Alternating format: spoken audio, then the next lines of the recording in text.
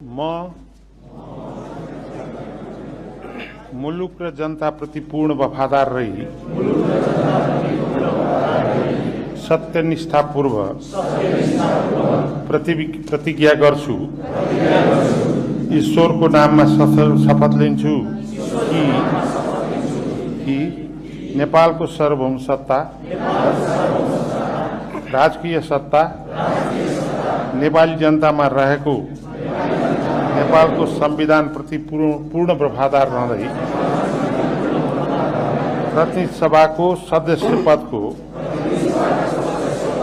कामकाज प्रचलित कानूनको अधीनमा रही मुलुक र जनताको सोझो चिताई कसैको डर नमानी पक्षपात नगरी पूर्वाग्रह वा खराब भावना नलिई पदीय गोपनीयता कायम राखी ईमानदारीता साथ काम गर्नेछु। धन्यवाद।